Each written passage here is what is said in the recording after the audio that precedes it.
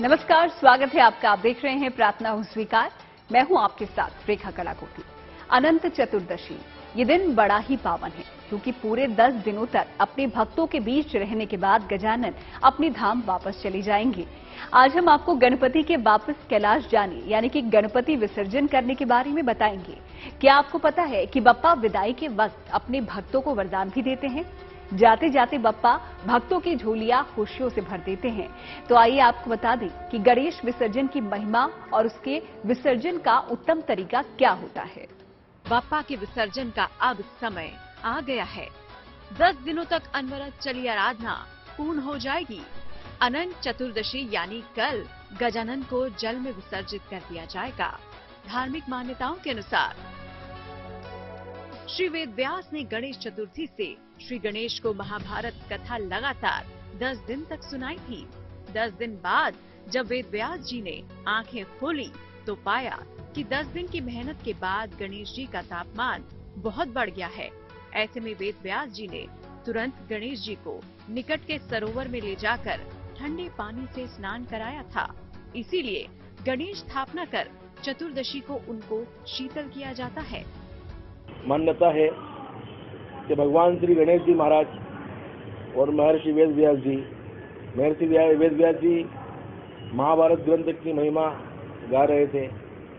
भगवान गणेश जी महाराज लेखन का कार्य कर रहे थे और भगवान श्री गणेश ने जो लेखन का कार्य किया उससे उनको जो थकान हुई है उसके कारण से उनको भगवान को विसर्जन का ये तरह के विसर्जन मतलब शीतल जल से भगवान के शरीर के ऊपर प्रोक्षण किया गया। वेद मंत्रों का आश्रय लेकर के भगवान श्री गणेश के शरीर पे जल का प्रोक्षण किया गया, जल प्रक्षाल किया गया, जल छिड़का गया। इससे भगवान का विसर्जन कहा गया, गणेश विसर्जन। बप्पा की विदाई का दृश्य बड़ा मनोरम होता है। गणपति को विदा करने के लिए उनके भक्त भक्ति रस में सराबोर होकर नाचते गाते और झूमते हैं। श्री गणेश जी को विदाई देते वक्त सच्चे मन से मांगी गई मुराद हर हाल में पूरी होती है। जाते जाते गणपति बप्पा अपने भक्तों की सारी मुरादें पूरी कर देते हैं। तो क्या भगवान गणेश जी महाराज जो हैं मंगलकारी हैं, सुख करता दुख हरता वार्ता विघ्नाती। भगवान सुख को करने वाले, दुख को हरने वाले हैं और सबको समृद्धि, सबको वैभव, सबको आनंद प्रदान करने वाले गणेश जी महाराज। जो भी जैसा अभिष्ट भगवान के सामने सन्मुख रख कर के भगवान का विसर्जन करता है, उसी तरह भगवान आने वाला गणपति बप्पा मोरिया अगले बरस तू जल्दी आ। भगवान जब अगले बरस जल्दी आते हैं तो उसके समस्त मनोकामनाओं को जब तक पूर्ण करते हैं। भाद्रपद शुक्ल पक्ष की चतुर्थी तिथि से गणेशोत्सव की शुरुआत होती है। भगवान गणेश की उपासना चतुर्दशी तिथि तक होती है। श्री गणेश प्रतिमा की स्थापना चतुर्थी तिथि को की जाती है। विसर्जन चतुर्दशी तिथि को किया जाता है। मान्यता है कि प्रतिमा का विसर्जन करने से भगवान पुनः कैलाश पर्वत पर पहुंच जाते हैं। स्थापना से ज्यादा विसर्जन की महिमा होती है। इस दिन अनंत शुभ फल प्राप्त किए जा सकते हैं, इसीलिए इस दिन को अनंत चतुर्दशी भी कहते हैं। इस दिन कुछ विशेष उपाय से जीवन की समस्याओं से छुटकारा पाया जा सकता है। तो इस तरह से आपने जाना कि गणपति विसर्जन के दिन की महिमा क्या होती है। गणेश चतुर्थी के दिन गणपति को अपने घर बुलाने के बाद, उनकी सेवा सत्कार के बाद उनकी विदाई पर ध्यान देना भी बहुत जरूरी होता है।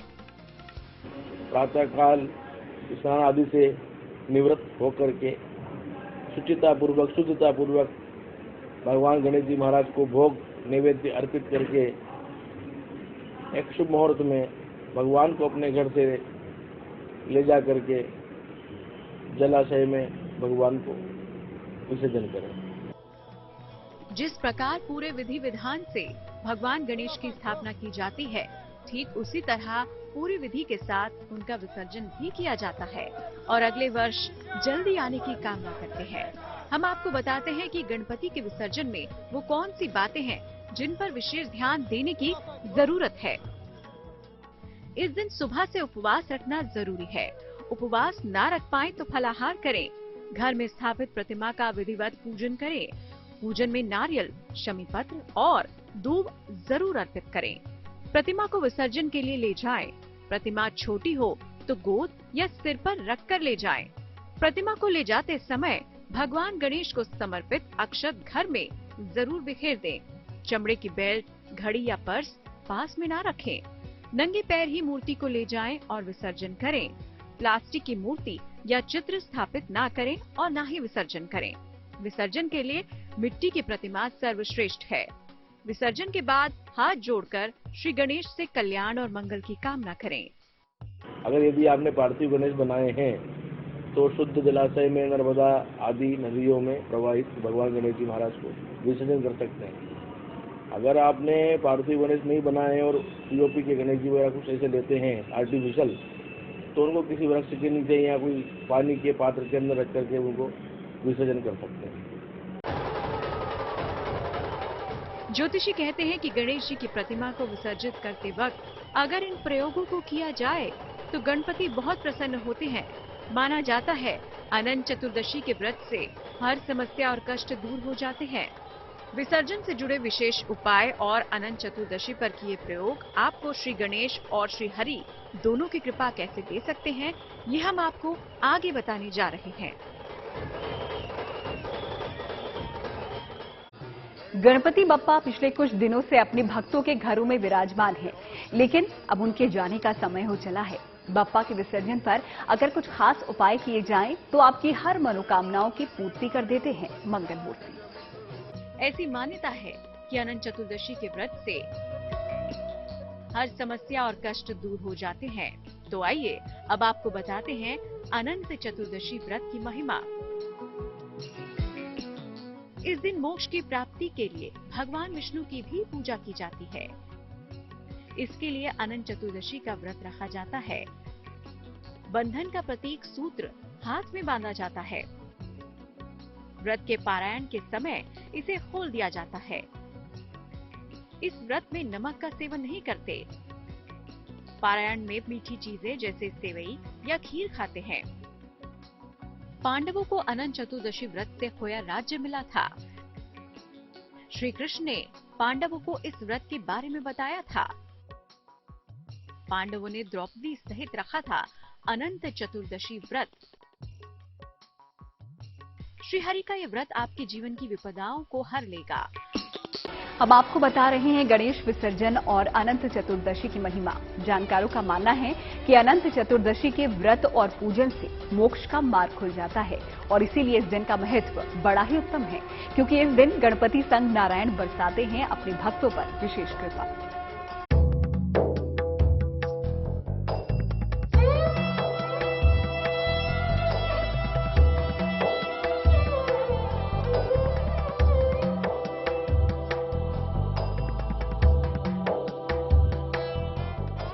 अनंत चतुर्दशी का दिन बड़ा ही पुण्य फलदायी होता है। एक ओर गणपति बाप्पा की विदाई का मनोरम दृश्य होता है,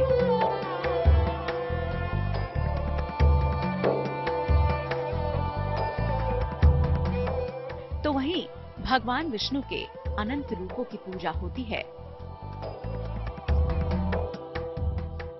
शयन मुद्रा में लीन श्रीहरि की उपासना इस दिन करने से जन्मों के कष्ट दूर हो जाते हैं और मोक्ष का द्वार खुल जाता है। इस दिन श्री हरि विष्णु को अनंत सूत्र भी बांधा जाता है। कहते हैं जो लोग इसे अपनी कलाई पर बांधते हैं उन्हें सौभाग्य, ऐश्वर्य की प्राप्ति होती है।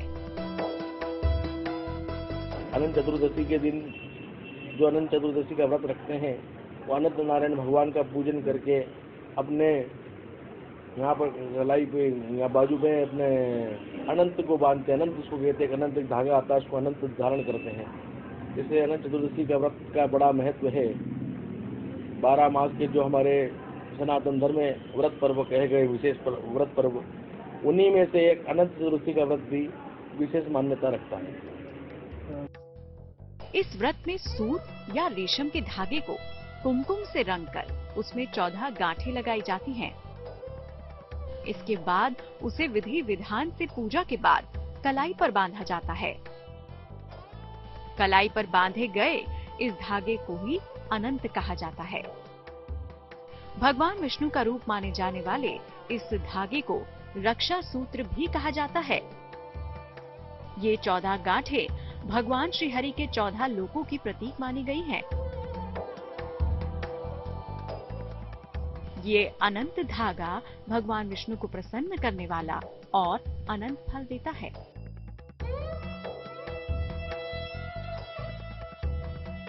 तो भगवान नारायण का ध्यान, पूजन और उपासना कीजिए। आपकी हर विपदा, हर मुसीबत हर लेंगे श्री हरि।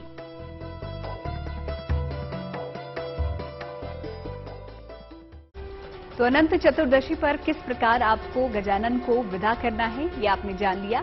आइए आगे बढ़ते हैं और जानते हैं आज का धर्मसूत्र।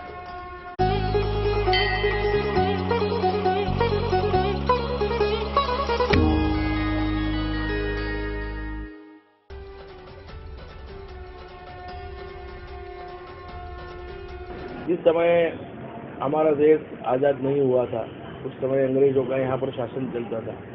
उस समय राष्ट्र को एकत्र करने की भावना से श्री बाल गंगाधर तिलक जी ने जगह जगह ये गणेशोत्सव की स्थापना की कि 10 दिवस तक भगवान गणपति महाराज का अनुष्ठान हो, पूजन हो, सांस्कृतिक कार्यक्रम हो, इसके अंदर समाज एकत्र हो और एकता की भावना है, जिससे ये हमारा हिंदू समाज, हमारा सनातन धर्म एक हो और हम आज़ादी की ओर अग्रसर हों। जब से ये पर्व मनाया जा रहा है 10 दिन का। प्रार्थना स्वीकार में आज के लिए बस इतना ही। फिर होगी आपसे मुलाकात, लेकिन अच्छी खबरों के लिए आप देखते रहिए GNT यानी कि गुड न्यूज टुडे।